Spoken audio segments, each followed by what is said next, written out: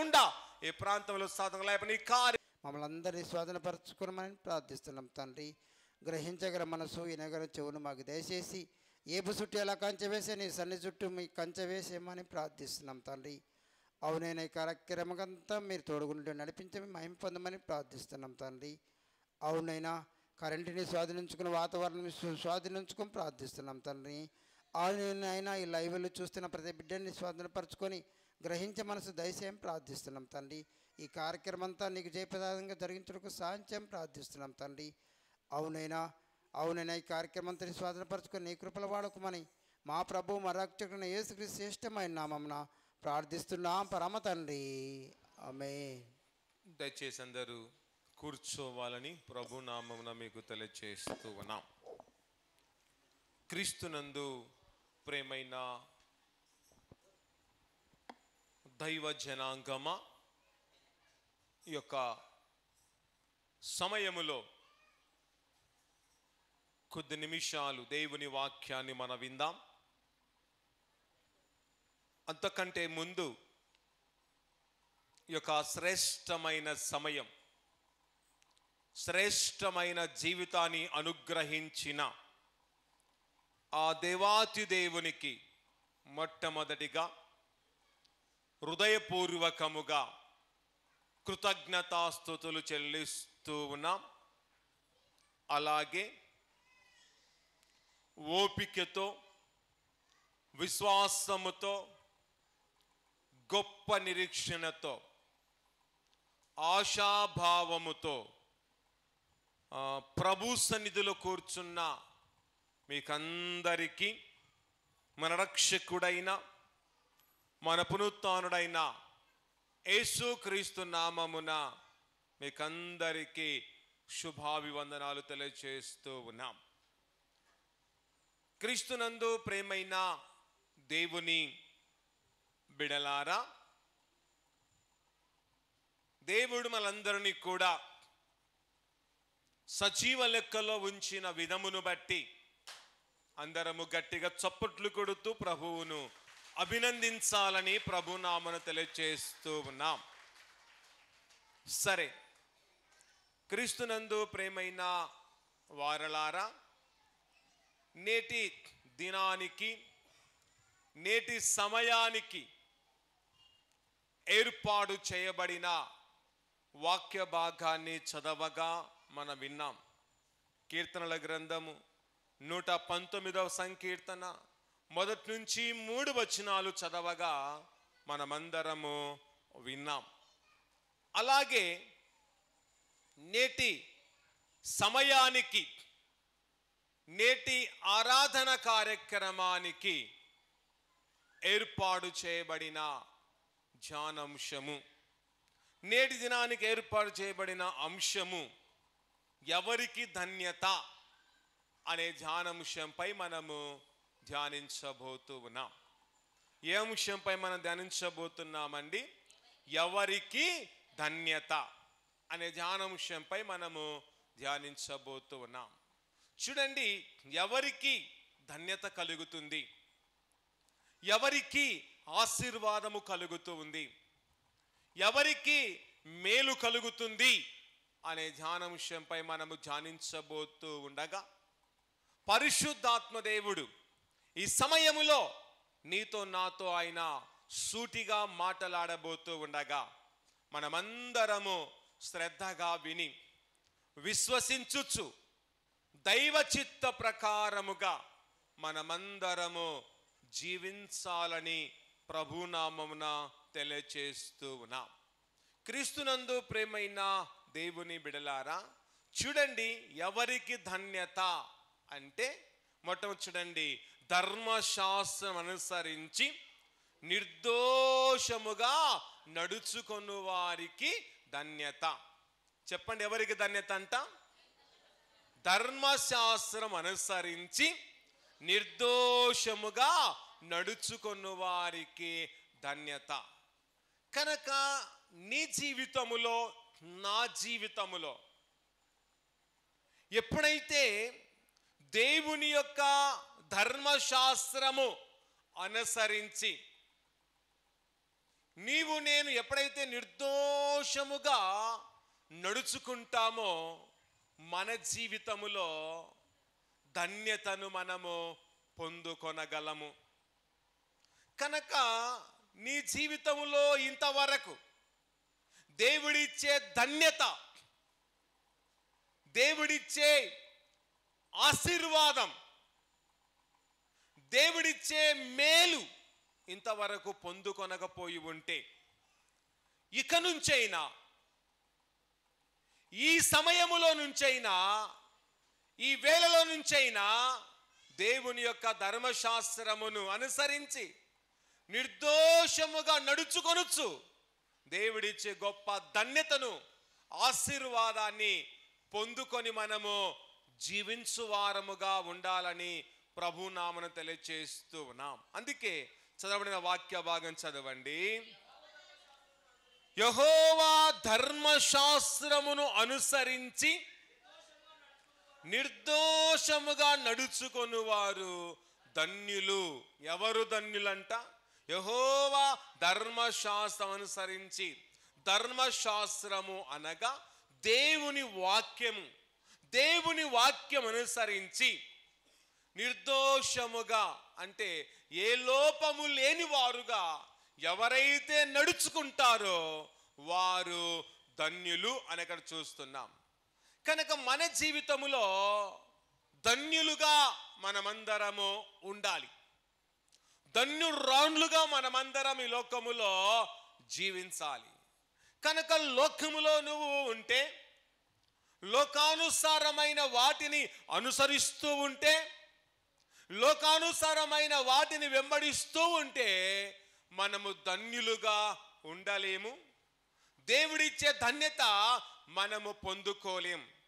కనుక నువ్వు ధన్యుడుగా, ఒక ధన్యురాలుగా, ఒక ధన్యతను పొందుకున్న వారుగా మనం ఉండాలి అంటే నీవు నేను చేయవలసిన పని దేవుని ధర్మశాస్త్రమును అనుసరించి నిర్దోషముగా నడుచుకోవాలి. అలా నడుచుకోలేక ఇంతవరకు నీలో వెనుకబాటు అనేది ఉంటే, అలా నడుచుకోలేక నీలో నాలో కుంటితనం అనేది ఉంటే, అలాంటి కుంటితనాన్ని, అలాంటి వెనుకబాటుతనాన్ని, అలాంటి నిర్లక్ష్యతనాన్ని, అలాంటి సోమరితనమును ఇది నాన్న వదిలిపెట్టి దైవ చిత్త ప్రకారముగా, దేవుని వాక్య ప్రకారముగా మనము జీవిస్తూ దేవుని వాక్యమును అనుసరించుచు, దేవుని అనుసరించుచు నిర్దోషముగా మనము జీవించాలి. కానీ ప్రతి మానవుని జీవితములో నిర్దోషం అనేది కనబడడం లేదు. ప్రతి విశ్వాసి జీవితములో నిర్దోషం అనేది కనబడకుండా ఉండిపోతూ ఉంది. కనుక మన జీవితంలో ఖచ్చితంగా దేవుని మనం చూస్తూ ఉండగా, దేవుని యొక్క సన్నిధిలో మనం ఉండగా మనమందరము నిర్దోషముగా ఉండాలి. ఏ లోపము లేని వారముగా మనం ఈ లోకములో జీవించేవారుగా ఉండాలి. నీలో నాలో ఏ లోపమైనా దాగి ఉంటే, నీలో నాలో ఏ పాపమైనా ఉంటే మనకు దేవుడు ధన్యతను అనుగ్రహించలేడు. ఆయనిచ్చే గొప్ప ధన్యత నీ మీదికి, నీ కుటుంబం మీదికి రావాలి అంటే, దేవుడిచ్చే గొప్ప దీవెన నీ సంతతి మీదికి రావాలి అంటే నీలో నాలో ఉన్న లోపం, నీలో నాలో ఉన్న పాపం తొలగించుకొని దేవుని యొక్క ధర్మశాస్త్రాన్ని పఠించుచు, ధ్యానించుచు నమ్మకంగా కొనసాగుతూ ఉంటే అప్పుడు నీకు నాకు కావలసిన ఎంత ధన్యత కావాలో ఆ ధన్యత దేవుడు మనకిస్తూ ఉండగా ఆ ధన్యతను పొందుకొని ఈ లోకములో ధన్యులుగా ఉండాలి. కానీ దరిద్రులుగా మనము జీవించకూడదు. మానవులమైన మనం, దేవుని విడలమైన మనం ధన్యత కొరకు ఎదురు చూడడం లేదు, కానీ దరిద్రత కొరకు ఎదురు చూచే వారముగా ఉంటున్నాం. దరిద్రత నాకు కావాలి, దరిద్రతనే నాకు మేలు అన్నట్టుగా నువ్వు జీవిస్తూ ఉన్నావు. అలాంటి జీవిత విధానాన్ని నువ్వు కోరుకొనకుండా నీ జీవితంలో నువ్వు కోరుకోవాలి దేవుని యొక్క ధన్యత. నీ జీవితంలో కోరుకోవాలి దేవుని యొక్క కృపను కోరుకోవాలి. నీ జీవితంలో కోరుకోవాలి దేవుని యొక్క ఉపకారములు మాత్రమే కోరుకోవాలి. నీ జీవితంలో కోరుకోవాలి పవిత్రతను మాత్రమే కోరుకోవాలి. నీ జీవితంలో పరిశుద్ధతను కోరుకొని నువ్వు జీవిస్తూ ఉంటే దేవుడు విడువక ఎడబాయక నిత్యములను ఆయన దీవిస్తుండగా, నిత్యం నడిపిస్తూ ఉండగా, ఆయనతో నడిచి ఆయనతో కలిసి జీవించే వ్యక్తులముగా మనముంటూ దేవుని పట్ల, దేవుని వాక్యం పట్ల శ్రద్ధ వహించి వాటిని మనం నిత్యము పఠించే వారముగా ఉండాలి. దైవ గ్రంథములో మనము చూచి ఉన్నట్లయితే దేవుని యొక్క ధర్మశాస్త్రమును అనుసరించి నిర్దోషముగా నడుచుకొనొచ్చు, దేవుని వాక్యాన్ని చదువుతూ దేవుని యొక్క ధర్మశాస్త్రాన్ని పఠించుచు ప్రకటించిన వారు దైవ గ్రంథములో చాలా మంది మనకు కనబడుతూ ఉన్నారు. వారిలో ఒకరిని సమయములో మనము జ్ఞాపకం చేసుకుందాం. చూడండి, నెహెమ్యా గ్రంథము 8వ అధ్యాయం 18వ వచనంలో చూస్తే అక్కడ మనకు ఎజ్రా కనబడుతూ ఉన్నాడు. ఎవరు కనబడుతున్నారమ్మా? ఎజ్రా కనబడుతూ ఉన్నాడు. ఎజ్రా నాకు అర్థం ఏంటంటే సహాయము. ఎజ్రా నాకు అర్థం ఏంటంట?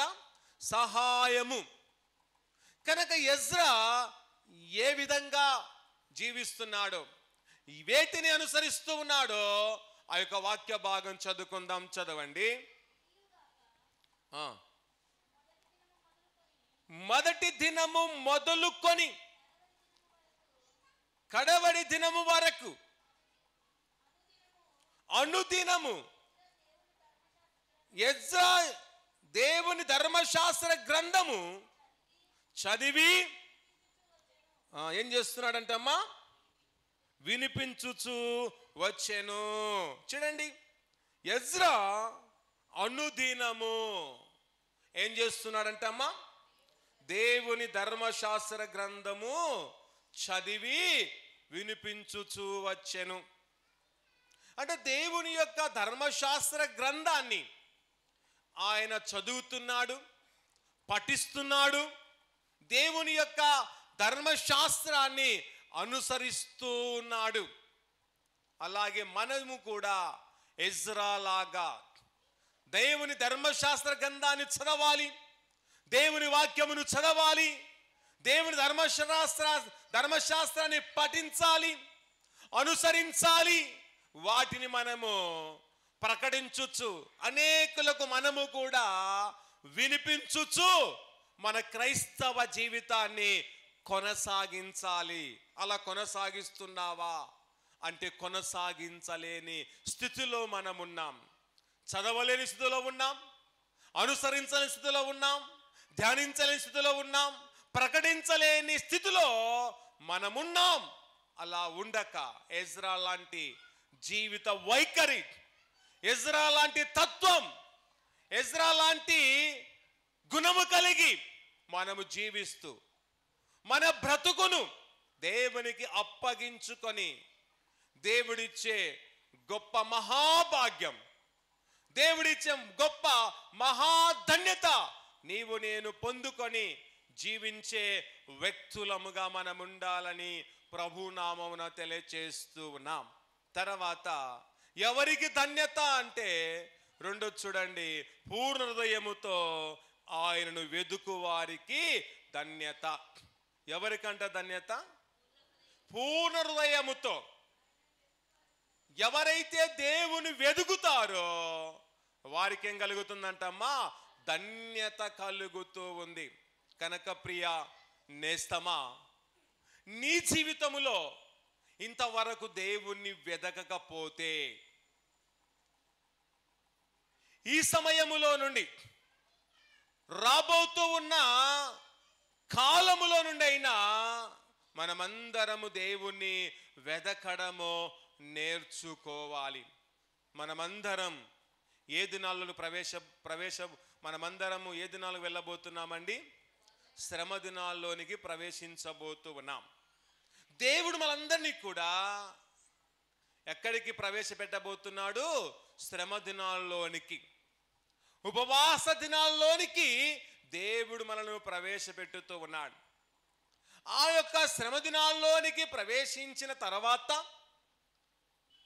ఆ యొక్క ఉపవాస దినాల్లోనికి ప్రవేశించిన తర్వాత మనమందరము ఆయన శ్రమలను మనము తలపోసుకోవాలి. మనమందరము ఉపవాసముండి ప్రభువును వేడుకుంటూ దేవుని మనము ఎంతగానో వెదుకువారముగా ఉండాలి. ఇన్ని దినాలు నువ్వు దేవుని వెదకక నీవు జీవిస్తూ ఉండి దేవుడిచ్చే ధన్యతకు చాలా దూరంలో నువ్వు ఆగిపోయావు కనుక ఆగిపోయి ఉన్న నీవు ఆగిపోయిన చోటులో నుండి లేచి మన జీవితాన్ని కొనసాగించుచు దేవుని మనము వెదకడము నేర్చుకోవాలి. ఆయనను వెతుకుతే ఆయన మనకు దొరుకువాడుగా ఉన్నాడు. ఎలా ఎదకాలి? హృదయములో ఏదో ఉంచుకొని వెతుకుతే నీకు ఫలితము లేదు. హృదయములో స్వార్థం ఉంచుకొని దేవుని వెతికితే నీ జీవితానికి ధన్యత రాదు.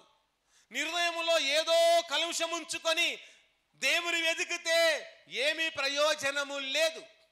హృదయములో అక్రమాన్ని ఉంచుకొని హృదయములో అన్యాయానికి స్థానమిచ్చి నీ హృదయములో లోకానికి స్థానమిచ్చి దేవుని ఎంత వెతికినా ప్రయోజనము లేదు. కానీ వాటన్నిటిని వదిలిపెట్టి మంచి పూర్ణ హృదయముతో నేను దేవుని వెతికితే అదే మన జీవితానికి ధన్యత, అదే మన జీవితానికి ఆశీర్వాదం, అదే మన జీవితానికి మహాభాగ్యం అని మనము ఎంచుకొని దేవుని మనము వెదకడము నేర్చుకోవాలి. అందుకే చూడండి, కీర్తనల గ్రంథము 99వ కీర్తన 2వ వచనాన్ని అక్కడనే మనం చదువుకుందాం.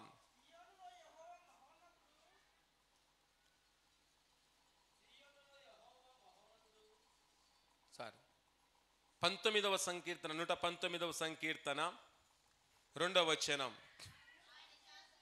ఆయన శాసనములు గైకొనుచు పూర్ణయముతో ఆయనను వెదుకువారు ధన్యులు. ఏమిటిని గైకొనుచు అంట? ఆయన శాసనములను గైకొనుచు పూర్ణయముతో ఆయనను వెదుకువారు ధన్యులు. కనుక ఎవరైతే పూర్ణయముతో దేవుణ్ణి వెదుకుతారో వారే ధన్యులు అనే మాటను మనం చూస్తున్నాం. కనుక ధన్యులు అనగా అర్థం ఏమిటంటే ఆశీర్వాదింపబడిన వారు. ధన్యులు అనగా దీవింపబడిన వారు. ధన్యులు అనగా అన్నిటిలో హెచ్చింపబడిన వారు. ధన్యులు అనగా అన్నిటిలో ఉన్నతమైన వారు అని ఎరిగి ఇలాంటి గొప్ప ధన్యత నీకు రావాలి ఈ దినాల్లో అంటే ఖచ్చితంగా ఆయనను పూర్ణహృదయముతో మనము వెదుకువారముగా ఉండాలి. కనుక శ్రమ దినాల్లో నువ్వు ఆయనను పూర్ణహృదయముతో వెదుకుతే నీకు కావలసినవన్నీ కూడా దేవుడు ఇవ్వడానికి, నీ కోరికలు నెరవేర్చడానికి, నీ ఉద్దేశం నెరవేర్చడానికి, నీ ప్రణాళిక నెరవేర్చడానికి ఆయన సంసిద్ధముగా ఉన్నాడు. కనుక ప్రార్థించడానికి మనం సంసిద్ధంగా ఉంటే ఆయన ప్రతిఫలం ఇవ్వడానికి సంసిద్ధంగా ఉన్నాడు. మనం వెదకడానికి సిద్ధంగా ఉంటే ఆయన దొరకడానికి సిద్ధముగా ఉన్నాడు అని మనమందరము తెలుసుకోవాలి. కనుక ప్రియా నేస్తమా, ఇంతవరకు మనుషులను వెదకడము చూస్తున్నావేమో, మనుషులను వెంటాడుతూ ఉన్నావేమో, మనుషులతో ఏకీభవిస్తూ ఉన్నావేమో, మనుషులతో ముచ్చటిస్తున్నావేమో. ఆ విధానాన్ని దినాన వదిలిపెట్టి దేవుని వెంబడించడం, దేవుని వెదకడం, దేవునితో ముచ్చటించడం, దేవునితో ప్రార్థించడమే మన జీవిత కర్తవ్యముగా మనము ఎంచుకొని వారముగా ఉండాలి. మన జీవితాల్లో ఎన్నో దినాలు గడిచిపోతున్నాయి, కానీ మన జీవితంలో ఎక్కడ మార్పు అనేది కనబడడం లేదు. కనుక మన జీవితంలో ఎన్నో శ్రమ దినాలు వస్తున్నాయి, వెళ్ళిపోతూ ఉన్నాయి. కానీ బాబు ఆ పిల్లలను గంట ఉంచు, అందరూ ఆ పిల్లలు చూస్తున్నామేంటి, బుగాడు అడగనికి వచ్చినావా, తీసేయండి అమ్మా తీసేయండి.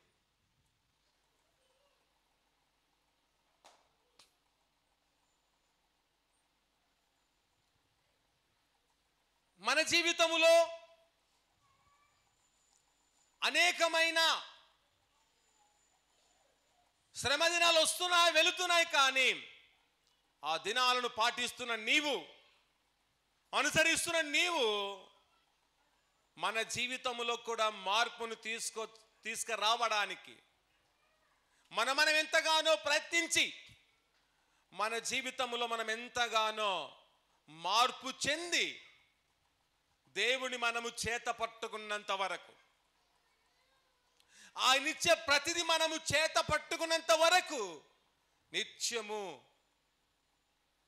వెతికే వారముగా, అనుదినము ఆయన వెతుకు వారముగా, అనుదినము ఆయనను కొనియాడే వ్యక్తులముగానే మనము ఉంటూ మన జీవిత విధమును మనము కొనసాగించే వారముగా ఉండాలి. తర్వాత మూడవ విషయం చూడండి, ఎవరికి ధన్యత అంటే పాపము చేయని వారికి ధన్యత.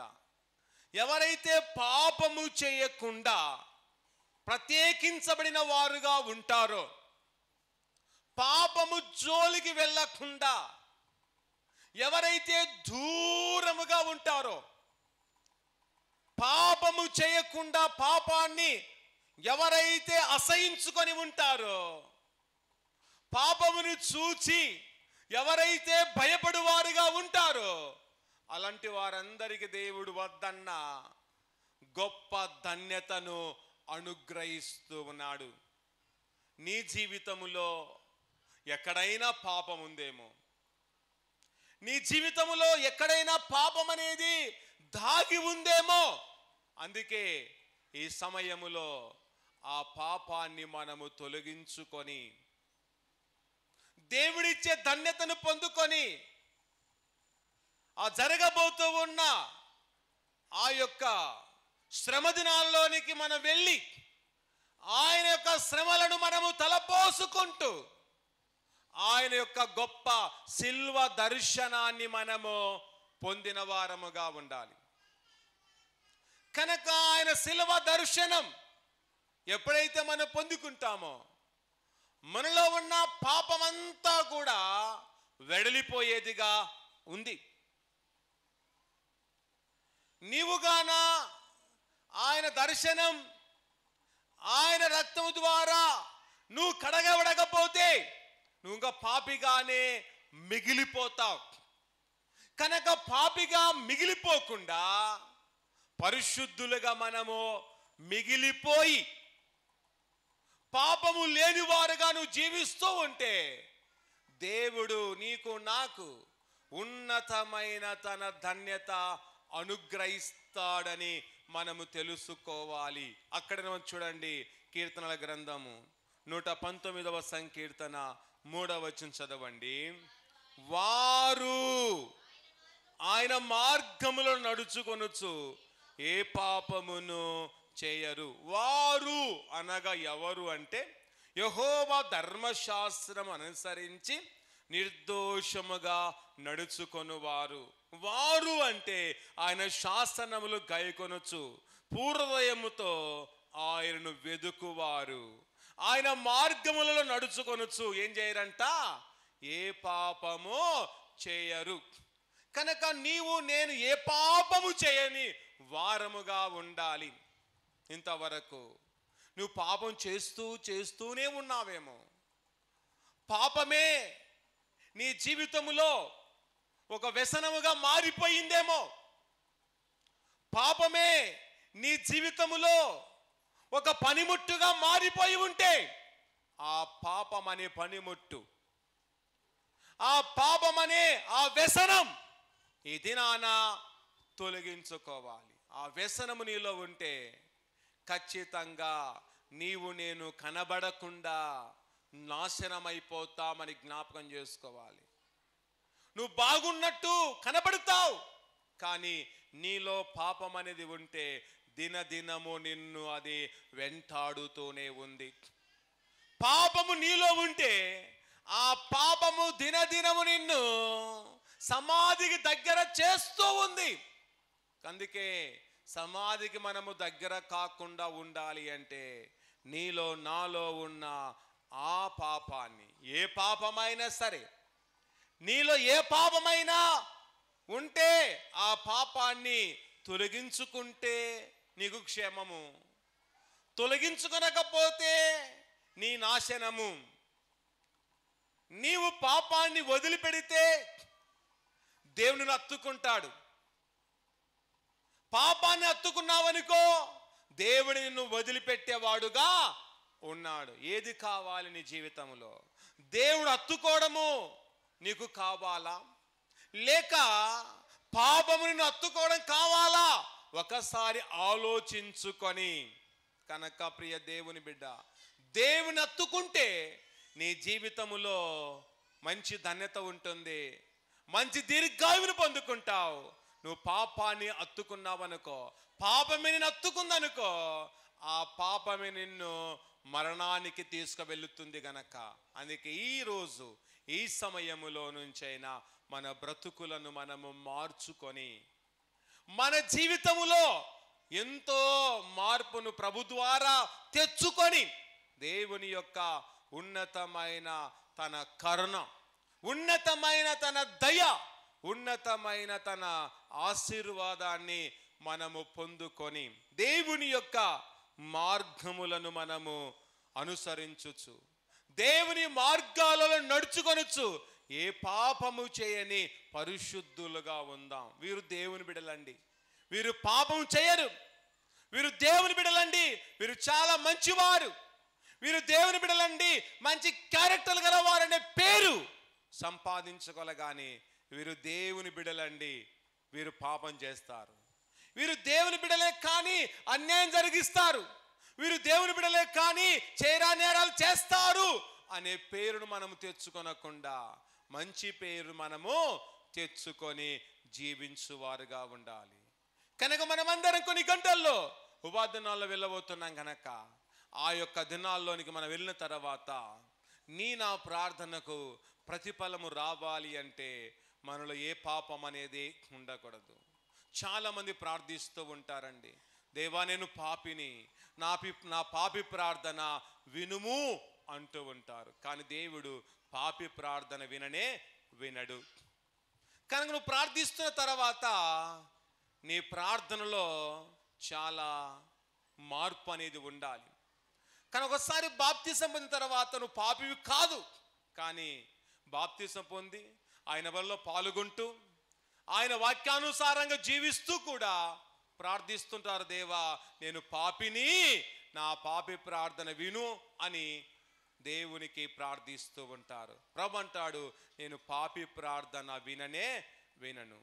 కనుక నువ్వు పాపిగా ఉండి ప్రార్థిస్తే నా పాపి ప్రార్థన దేవుడు వినడు, కానీ పరిశుద్ధుల ప్రార్థన దేవుడు వింటాడు. గనక మనం పరిశుద్ధులం గనక మనం పరిశుద్ధంగా వినాలి. దేవా నా ప్రార్థన విను, నీ కుమారి ప్రార్థన విను, నీ కుమార్తె ప్రార్థన వినని మొరపెడితే వింటాడు. కానీ నేను పాపిని గనక నా పాపి ప్రార్థన విను అంటే ఎప్పటికీ వినడని జ్ఞాపకం చేసుకొని రాబోతూ ఉన్న దినాల్లో దేవునికి మనం ఎంతగానో లోబడి దేవునితో మనము చక్కగా మాట్లాడుతూ దేవునితో ఏకీభవించి ఆయన ఇచ్చే గొప్ప దర్శనాన్ని మనము పొందిన వారముగా ఉండాలి.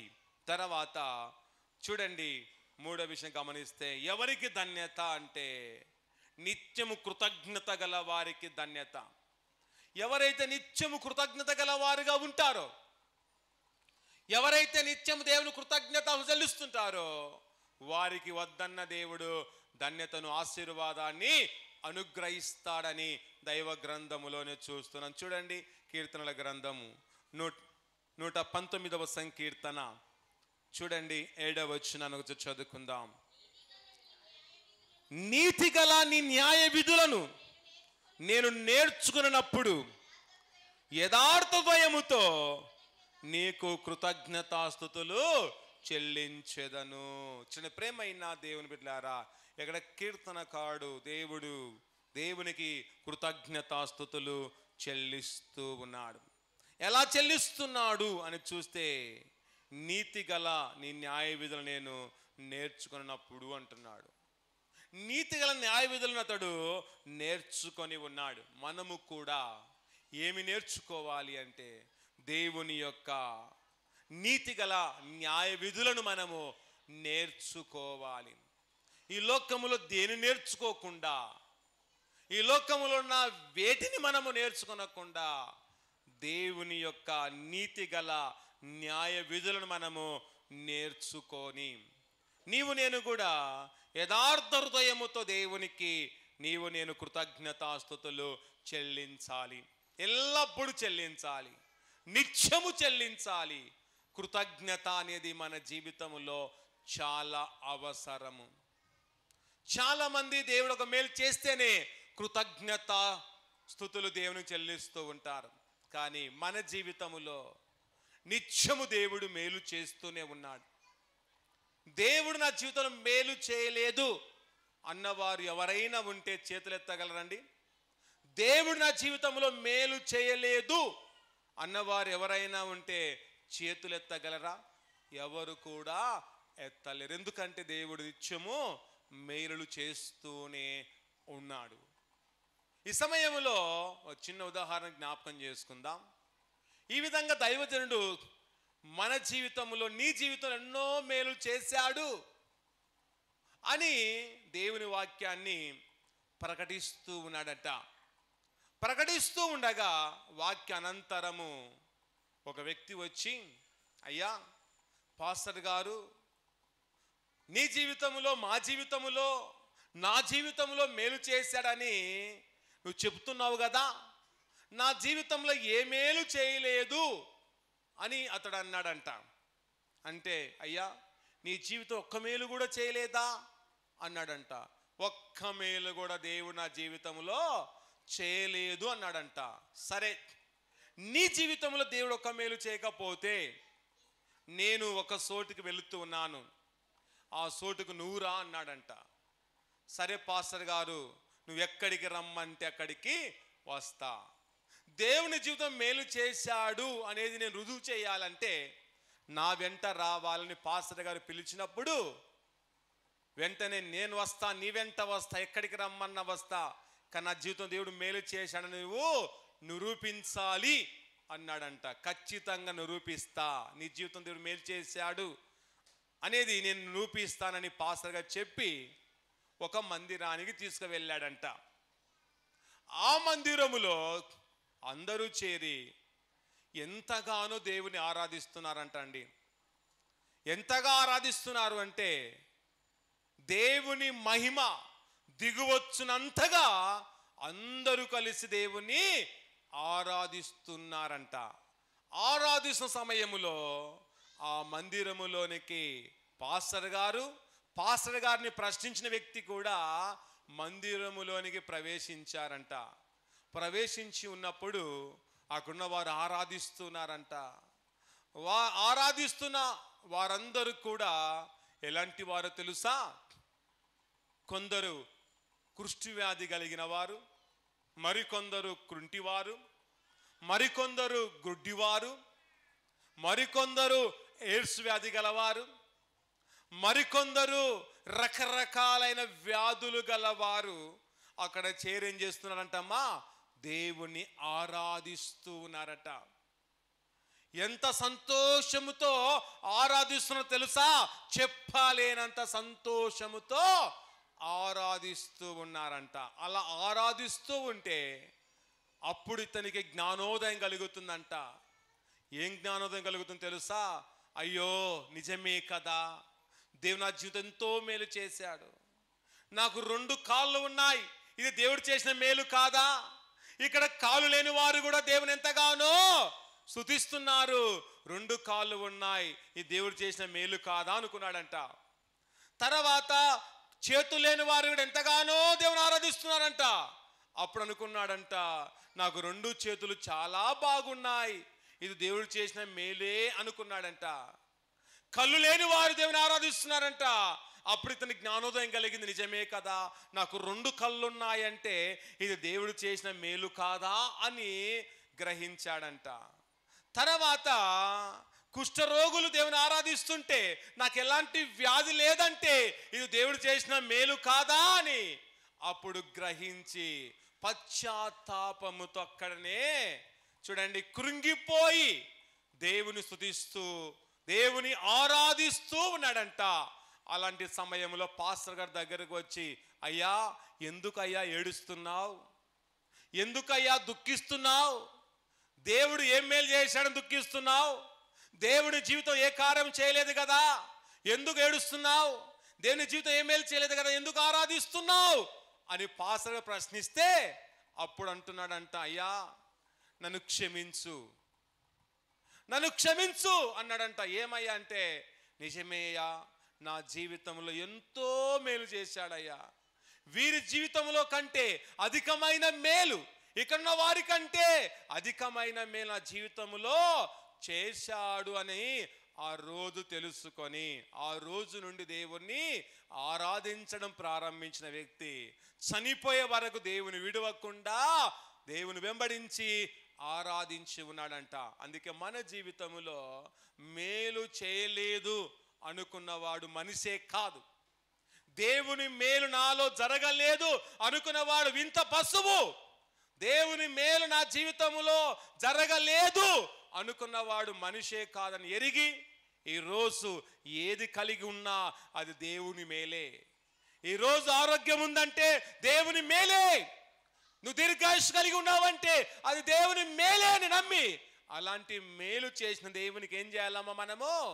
వెన్నుపోటు పొరసాలనా? మేలు చేసిన దేవునికి ఏం చేయాలి? వెన్నుపోటు పొడవాలనా? చెప్పండి. కృతజ్ఞతాస్తుతులు చెల్లించాలి. మేలు చేసిన దేవునికి కీడు చేయాలా? కృతజ్ఞతాస్తుతులు చెల్లించాలనా? కృతజ్ఞతాస్తుతులు చెల్లించాలి. మన స్వభావం ఏంటంటే మేలు చేసిన దేవునికే కీడే తలబెడుతున్నాం, మేలు చేసిన వారికే కీడు తలబెడతాం, మంచి చేసిన వారికి కీడు తలబెడతాం. కానీ మంచి చేసిన వారికి మంచి జరిగించలేని స్థితిలో మనమున్నాం. మానవుని యొక్క స్వభావం విషపూరితమైన స్వభావం కలిగిన వాడిగా ఉన్నాడు. విషపురుగునని నమ్మొచ్చు కానీ మనుషుని యొక్క విషబుద్ధి గల వారిని నమ్మడము చాలా కష్టం. కనుక నీలో నాలో విషపు బుద్ధి, విషపు ఆలోచనలు, విషపు చూపు నీలో ఉంటే తొలగించుకో. విషపు చూపు ద్వారా ఎవరినైనా నాశనం చేయాలనుకుంటున్నావా? మానుకో. నీ విషపు ఆలోచనల ద్వారా ఎవరినైనా నీవు ముంచాలనుకుంటే మానుకో. నీ విషపు తలంపుల ద్వారా ఇతరులను కూడాలనుకుంటే మానుకుంటే మంచిది. మానుకొనకపోయావనుకో నీ కర్మని జ్ఞాపకం చేసుకొని ఈ దినములోనైనా మనము మంచిగా మార్పు చెంది దేవునికి మనము నిత్యము కృతజ్ఞత చెల్లిస్తే అదే మన జీవితానికి ధన్యత అని మనము తెలుసుకోవాలి. తర్వాత 5వ విషయం చూడండి, ఎవరికి ధన్యత అంటే కట్టడలు గైకొను వారికి ధన్యత. ఎవరి కట్టడండి? నీ కట్టడాలా? నా కట్టడాలా? చెప్పండి. దేవుని యొక్క కట్టడాలు వాటిని మనము గైకొనాలి. కట్టడ అనగా ఏమిటంటే ఒక నియమము. కట్టడ అనగా ఒక నియమము, కట్టడ అనగా ఒక కట్టుబాటు, కట్టడ అనగా ఒక నిర్ణయము, తీర్మానము అనేది మనం జ్ఞాపకం చేసుకొని వీటన్నిటికీ మనము లోబడి వీటన్నిటినీ ఏం చేయాలంట? గైకొను వారముగా ఉండాలి. నువ్వు దేవుని కట్టడాలు గైకొంటున్నావా? గైకొనలేని వ్యక్తిగా ఉంటున్నావా? గైకొన్నట్టు నటిస్తున్నావా? గైకొని దేవుని మాట ప్రకారంగా జీవిస్తున్నావా అనేది ఒక్కసారి మనము ఆలోచన చేసేవారముగా ఉండాలి. చూడండి, కీర్తనల గ్రంథం 119వ సంకీర్తన 8వ వచనాన్ని ఒకసారి చదువుకుందాం. చదవండి. నీ కట్టడలను నేను గైకొందును, నన్ను బొత్తిగా విడనాడకుము. కీర్తన అంటాడు, దేవా నీ కట్టలు నేను గైకొందును. ఏం గైకొంటున్నాడంటమ్మా? ఏం గైకొంటున్నాడంట? అక్కడ వినుకున్నవారు ఏం గైకొంటున్నాడంటమ్మా? చెప్పండి. అక్కడున్నవారు ఏమో నిద్రపోతున్నారు? అందరూ తల దించుకున్నారంటే ఏమో నిద్రపోతున్నట్టు కనపడుతుంది నాకు. అక్కడున్నవారు ఎన్నుకున్నవారు నిద్రపోతున్నారమ్మా? లేదు. మేలుకుంటే చెప్పాలా కదా. ఏం గైకొనాలంట మనము? దేవుని యొక్క కట్టడలను మనము గైకొనాలి. నువ్వు గైకొంటున్నావా అంటే లేదు. మనుషులు నియమించిన కట్టడలు గైకొంటున్నాం, మనుషుల కట్టుబాట్లను గైకొంటున్నాం, మనుషుల యొక్క కట్టుబాటుకు లోబడుతున్నాం. మంచిదే. అంతకంటే ఎక్కువగా దేవుని యొక్క కట్టడలను మనము గైకొనాలి. దేవుని యొక్క నియమాలను నువ్వు గైకొంటే దేవుడు నిన్ను నన్ను కూడా తన కుమారునిగా కుమార్తెగా అంగీకరిస్తాడు. ఆయన కట్టడగాన గైకొనకపోతే నీవు వెలివేయబడిన వ్యక్తిగా ఉంటావు, తృణీకరింపబడిన వ్యక్తిగా ఉంటావు. నీవు పనికిమాలిన వాడిగా, పల్లంకిన దానగా ఉంటావని ఎరిగి మనం అలా ఉండకుండా దేవుని యొక్క కట్టడలను గైకొని జీవించాలి. అక్కడ అంటాడు, నన్ను బొత్తిగా విడనాడకుమంటున్నాడు. కనుక నిజంగా దేవుని అడగలి, దేవా నన్ను బొత్తిగా విడనాడకుమంటే ఆయన విడనాడడు, విడిచిపెట్టేవాడు కాదు. కనుక ఉపాదినాలను వెళ్తున్న మనమందరం దేవుని అడగాలి, దేవ నన్ను విడనాడవద్దు. ఇంతవరకు విడిచిపెట్టామేమో ప్రభువా, ఇక నుండి విడనాడవద్దు ప్రభువా అని మనమందరము ప్రభువును వేడుకోవాలి. మనమందరము కూడా ఒక ఉన్నతమైన ప్రజగా, ఉన్నతమైన జనాంగముగా మనం ప్రత్యేకించబడ్డం ప్రభు ద్వారా. ఆ యొక్క ప్రభువును మనము మరవకుండా ప్రభులో నిలచి, ప్రభు యొక్క తన మహిమ, దేవుని యొక్క తన ప్రత్యక్షత మనమందరము ఎంతగానో మనము పొందుకొని రాబోతూ ఉన్న ఉగ్రతకు మనం పాత్రలను కాకుండా దేవుడిచ్చే ఉన్నతమైన తన రాజ్యం మనము సొంతము చేసుకుని వారముగా ఉండాలి. కనుక మనమందరం కూడా దేవుని యొక్క ఆ కృప ద్వారా ఉపాదినములకు వెళ్ళిన మనం ఎందరైతే ఉపవాసం ఉండాలనుకుంటున్నారో ఒక నిర్ణయాన్ని తీసుకొని ఉపవాసములో ఉంటున్న వారు చాలా నిష్ఠతతో ఉపవాసం ఉండండి. భక్తిపూర్వకంగా ఉపవాసం ఉండి ప్రభువును వేడుకోవడము అవసరము. చాలామంది ఉపవాసం ఉండేవారు ఎలా ఉంటారంటే, ఈ సమయంలో జ్ఞాపకం చేసుకుందాం. ఎలా ఉంటారు అంటే, కొందరు గమనిస్తే, మరికొందరిని గమనిస్తే రకరకాలుగా ఉపవాసాలు ఉండేవారు మనకు కనబడుతూ ఉంటారు. ఒకవేళ మనుషులు చూడాలని ఉపవాసం ఉండేవారు మరికొందరైతే, నేను హెవీ లావ్ అయిపోయాను, లావు తగ్గడానికి ఉపవాసం ఉండేవారు మరికొందరు. ఒకరిని అడిగా, అయ్యా సార్ నేను ఉపవాసం ఉన్నాను అని అన్నప్పుడు, అమ్మ దేని కొరకు ఉపవాసం ఉన్నావమ్మా, ఏ ఉద్దేశంతో ఉపవాసం ఉన్నావు, ఏ కోరిక నెరవేరాలని ఉపవాసం ఉన్నావు అని అడిగితే, ఏ కోరిక లేదు సార్, లావు ఎక్కువైపోతున్నాను, లావు తగ్గడానికి ఉపవాసం ఉంటున్నాను అన్నది. దేని కొరకు ఉపవాసం ఉందమ్మా? ఆమె లావు తగ్గడానికి ఉపవాసం ఉంటుందంట. ఎవరైనా లావు తగ్గడానికి ఉపవాసం ఉంటారమ్మా?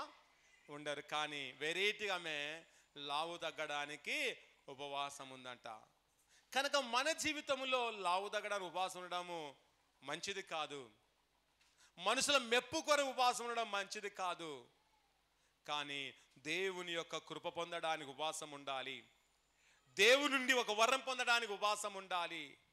నీ జీవితంలో ఏ కష్టం ఉందో ఆ కష్టం తొలగిపోవడానికి ఉపవాసం ఉండాలి. నువ్వేదైతే కోరుకుంటున్నావో ఆ కోరిక నీ జీవితంలో నెరవేరడానికి ఉపవాసం ఉంటే ఆ కోరిక దేవుడు తీర్చడానికి సంసిద్ధముగా ఉంటూ ఉన్నాడు. కనుక ఉపవాసం ఉండాలనుకున్న వారికి మరొక హెచ్చరిక ఏమిటంటే, ఉదయం లేచిన వెంటనే చూడండి ఏం చేయాలమ్మా, ముఖమును కడుక్కోవాలి, తల స్నానము చేయాలి, తర్వాత తలంటుకొని తల స్నానం చేసి ఉపవాసం ఉండాలి. ఇది మంచి ఉపవాసం.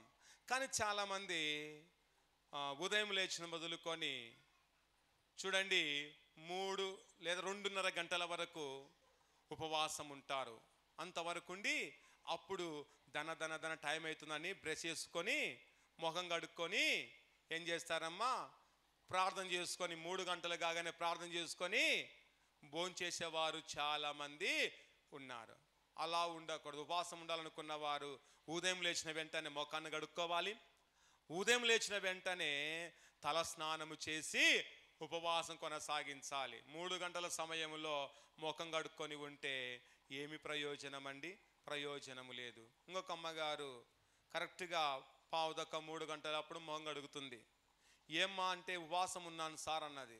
ఎందుకమ్మా ఇప్పుడు మొహం కడుగుతున్నా, పొద్దున్నే గడకాలి కదా అంటే, మొహం కడుక్కుంటే నేను ఆకలి తట్టుకోలేను గనక, ఆమెమంటుందమ్మా, మొహం కడుక్కుంటే నేను ఆకలి తట్టుకోలేను గనక అలాగే ఈ సమయంలో ముఖం కడుక్కుని తినాలనుకుంటున్నా సార్ అన్నది. అది ఉపవాసం అండి? ఉపవాసం కాదు. మొహం కడుక్కుంటే ఏం తట్టుకోలేదంట ఆమె? ఆకలి తట్టుకోలేదంట. తట్టుకోలేనప్పుడు ఎందుకు ఉపవాసం ఉండాలి? ఊకుంటే మంచిది కదా. కానీ భక్తిపూర్వకంగానేమో నేను ఉపవాసం ఉండాలని చెప్పుకోవడానికి కొందరు అలాగ ఉపవాసాన్ని కొనసాగిస్తుంటారు. అలా ఉండక ఉదయమునే మనము ముఖమును కడుక్కొని పవిత్రంగా ఉపవాసము చేసేవారముగా ఉండాలి. ఎంతవరకు ఉండాలి? సమయం ఉంటే మనము ఉండాలనుకుంటే ఉదయం నుండి 3 గంటల వరకు ఉపవాసం ఉండవచ్చు. లేదు నాకు సమయము లేదు, పని భారం ఉంది అనుకుంటే నీవు రాత్రి వేళలో కూడా ఉపవాసము కొనసాగించవచ్చు. ఎప్పటి నుండి? సాయంత్రం 6 గంటల నుండి తెల్లవాళ్ళు కూడా నీవు ఉపవాసము కొనసాగించవచ్చు. కనుక నీ జీవితంలో మన పని భారం ఒకవేళ ఉంటే దాన్ని బట్టి అనుకూలంగా మన ఉపవాసం ఉంటూ ప్రభువును వేడుకోవడం, ఉపవాసం ఉంటూ ప్రభువును స్తుతించడం ఎంతో అవసరం. ఉపవాసం ఉండి నీవు సినిమాలకు తిరగడం మంచిది కాదు. ఉపవాసం ఉంటూ టీవీ సీరియల్ చూడడం కూడా మంచిది కాదు. చాలామంది ఉపవాసం ఉంటూ టీవీ సీరియల్తో కాలం వెళ్ళబుచ్చేవారు చాలామంది ఉన్నారు. ఉపవాసం ఉంటూ వీధుల్లో తిరగవలసిన అవసరం లేదు. ఉపవాసం ఉన్నావనుకో ఎక్కువ దేవుని సన్నిధిలో గడపాలి. ఉపవాసమున నీవు ఎక్కువగా దేవుని వాక్యం చదవాలి. ఉపవాసమున నీవు ఎక్కువగా దేవునితో ముచ్చడించే వ్యక్తిగా ఉండాలి. కానీ మనుషులతో ముచ్చడించడం, తిరగడము అది మంచిది కానే కాదు. అదే దేవునికి సరైన ఉపవాసము. ఒకే నామకార్థమైన ఉపవాసాన్ని మనము చేయకూడదు. ఉపవాసం చేసేవారు ముఖాన్ని వికారంగా చేసుకుంటారు. నేనే ఉపవాసం ఉన్నానని అందరూ అనుకోవాలని వికారముగా ముఖాన్ని చేసుకొని ఉండేవారు చాలామంది ఉన్నారు. కానీ ముఖమును వికారం చేసుకోకుండా, ఉపవాసం ఉన్నది ఎవరికి తెలియకుండా దేవునికి మాత్రమే తెలిసినట్టుగా నా జీవితాన్ని, ఉపవాస జీవితాన్ని మనము కొనసాగించే వారముగా ఉండాలి. కనుక ఈ విధంగా మంచి తలంపులతో ఉపవాసం ఉండండి. దేవుడు మీ కోరిక నెరవేరుస్తాడు. మీ ఉద్దేశాలను ఆయన నెరవేర్చడానికి సమర్థుడు. కనుక రేపటి దినం నుండి 40 రోజులు ఉపవాసము దినాలు కనుక ఆ దినాల్లో మనమందరము కూడా దేవునికి సమీపస్థులం అవుదాం, దేవునితో ఏకీభవిద్దాం, దేవునితో మనము మంచి కట్టడి కలిగి ఉందాం, దేవునితో మంచి అనుబంధము కలిగి జీవిస్తూ దేవుని సన్నిధిలో మనం నిత్యము ఫలించుచు ఫలాభివృద్ధి పొందే వ్యక్తులముగా ఉండాలని ప్రభునామమున తెలియజేస్తున్నాం. తర్వాత 6వ విషయం చూడండి. ఎవరికి ధన్యత అంటే వాక్యమును నమ్ము వారికి ధన్యత. వాక్యాన్ని నమ్ము వారికి ఏం కలుగుతుందంటమ్మా? ధన్యత కలుగుతుంది. వాక్యాన్ని అమ్ముకునే వారికి ధన్యత కాదు, కానీ నమ్ముకునే వారికి ధన్యత అని దైవ గ్రంథములో చూస్తున్నాం. అందుకే చూడండి, కీర్తనల గ్రంథము 119వ సంకీర్తన 42వ వచనం ఒకసారి చదువుకుందాం.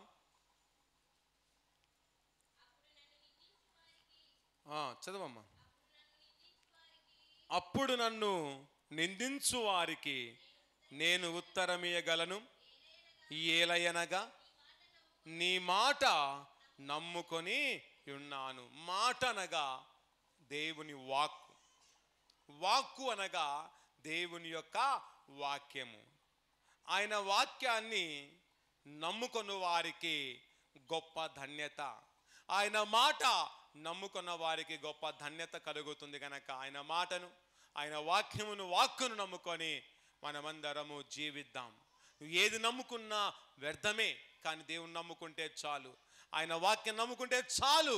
నీ జీవితంలో, నా జీవితంలో జరగరాని మేలులు, ఎన్నో మేలు జరిగించడానికి దేవుడు సంసిద్ధముగా ఉన్నాడని ఎరిగి మనము దేవునికి అప్పగించుకొని రాబోతున్న దినాల్లో మనమందరం కూడా చాలా చక్కగా ప్రవేశించి దేవుని వాక్యాన్ని నమ్ముకొని ఆ వాక్య ప్రకారంగా జీవిస్తూ ప్రార్థన జీవితం ఎక్కువగా మనము కలిగి జీవిద్దాం. ప్రార్థనలో ఎక్కువగా గడపడం ఎంతో అవసరము గనక ఈ 40 రోజులు మాత్రమే ఉపవాసం ఉండి, 40 రోజులు మాత్రమే ప్రత్యేకంగా ఉండి, 40 రోజులు అయిపోయిన తర్వాత ఆ ప్రత్యేకతను మనం కోల్పోకుండా మన జీవితాంతం ఒక ప్రత్యేకంగా ఉంటూ, ప్రత్యేకంగా ప్రభును వెంబడిస్తూ, సేవించుచు ఘనపడు సన్నిధి ఉన్నతమైన తన దయను, తన కృపను పొందుకొని విశ్వాసంతో, నిరీక్షణతో, ఆశాభావంతో మనమందరము ముందుకు కొనసాగు వారముగా ఉందాం.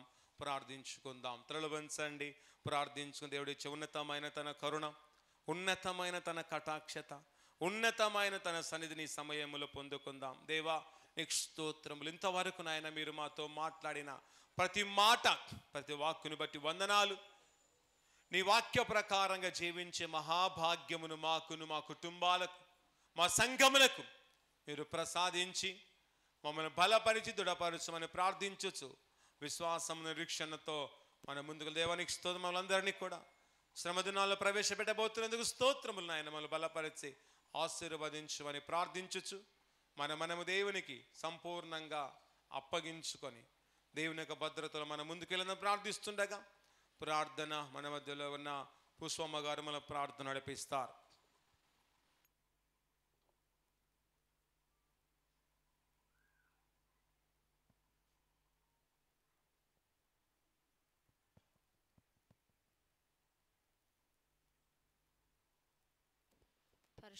పరిశుద్ధుడైన దేవా, ప్రేమ నమ్మకం గల మా గొప్ప దేవా, నీ పరిశుద్ధ నామమునకు స్తుతులు స్తోత్రం చెల్లిస్తున్నా తండ్రి.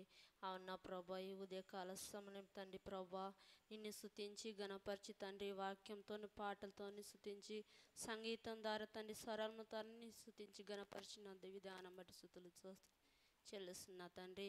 అవునా ప్రభా, అయ్యగారు చెప్పిన వాక్యము ప్రభా మా హృదయంలో నీరు కట్టి ఫలించే భాగ్యం దయచేయండి అడుగుతున్నా తండ్రి. అవునా ప్రభా, వినగల చెవులు, గ్రహించే మనసు మాకు అనుగ్రహించండి ప్రభా. అవునా ప్రభా, ఏ బిడ్డలు ఏ సమస్యలతోనూ ఏ ఇరుకులు ఇబ్బందులతోనూ వచ్చినారు నా తండ్రి, ప్రతి బిడ్డలు తండ్రి ప్రభా ఒట్టి చేతులతో పంపకుండా ప్రభా ఆశీర్వాదంతో నుంచి పంపమని అడుగుతున్నా తండ్రి. అవునా తండ్రి ప్రభా, ఎక్కడైతే 2-3 కూడి నీ నామం ధ్యానిస్తున్నారో వాళ్ళ మధ్యలో నేను ఉంటానని వాగ్దానం చేసిన గొప్ప దేవా, నీకే పరిశుద్ధమైన శ్రేష్టమైన పాదల మనకి స్తుతులు చెల్లిస్తున్నా తండ్రి. అవునా తండ్రి, ఎందరో ప్రభా తండ్రి అనారోగ్యాలతో, జ్వరాలతో ప్రభావాలు పడుచున్నారు తండ్రి, ప్రతి బిడ్డలతో పైన ప్రభా నీ హస్తమును ముట్టి స్వస్థపరుస్తామని అడుగుతున్నా తండ్రి. అవునా ప్రభా, మా సంఘమును, మా సంఘ పెద్దలను, సంఘ గ్రామస్తులను తండ్రి ప్రభా, సంఘ ప్రచారకుని దీవించండి, ఆశ్రయించండి ప్రభా. ఎందరికైతే ప్రభా గర్భఫలం లేక తండ్రి ప్రభా బాధపరిచిన తండ్రి ప్రభా, మూయబడిన గర్భాలు మీరు తెరచండి ప్రభా. యేసు నామములో మీరు తండ్రి ప్రభా చక్కని కుమార్తెను అనుగ్రహింపజేయమని అడుచున్నా తండ్రి ప్రభా. ఎందరైతే గర్భిణీ స్త్రీలు ఉన్నారు నా ప్రభా, గర్భిణీ స్త్రీల కోసం ప్రార్థిస్తున్నా ప్రభా. బిడ్డలు ప్రభా నార్మల్ డెలివరీ తట సహాయం చేయండి, కృప చూపించండి అయ్యా. అడుగుడే నీకేబడుడే, వెతికినే దొరికిడే, తట్టుడే తీయవని అని సెలవిచ్చిన గొప్ప దేవానికి వేలాది స్తుతులు చెల్లిస్తున్నా తండ్రి. అవునా ప్రభా, ఎందరో తండ్రి ప్రభా ఇరుకులు ఇబ్బందులతోనూ, సమస్యలతోనూ, వేదంతోనూ, బాధతోనూ ప్రభా దుఃఖపడుచున్నారో ప్రభా, నేను నాన్న మీకు భయపడవా కానీ సెలవిచ్చిన గొప్ప దేవానికి వందనములు చేతులు చెల్లిస్తున్నా తండ్రి ప్రభా. అవునా ప్రభా, ఈ మధ్యాహ్న కాల దీవెనలు ప్రభా మా పైన కుమ్మరించమని ప్రభా. అవునా తండ్రి, మా కోసం నీవు తండ్రి ప్రభా ఆకాశపు వాకిలు విప్పి పట్టజాలనంత విస్తార దీవెనలు మా పైన కుమ్మరించమని అడుచున్నా తండ్రి ప్రభా. అవునా ప్రభా, మరొకసారి అడుచున్నా తండ్రి ప్రభా, అయ్యగారు చెప్పిన వాక్యం ప్రభా మా హృదయంలో నీరు కట్టి ఫలించే భాగ్యము దయచేస్తావన్న ప్రభా, నీకే స్తుతులు చెల్లిస్తున్నా తండ్రి. వినగల చెవులు, గ్రహించే మనసు మాకు అనుగ్రహింపచేయమని నేను తగ్గించుకుంటూ నీ నామ హెచ్చిస్తూ యేసు పరిశుద్ధ నామములో ప్రార్థించి అడిగి వేడుకుంటున్నా మా తండ్రి. ఆమేన్.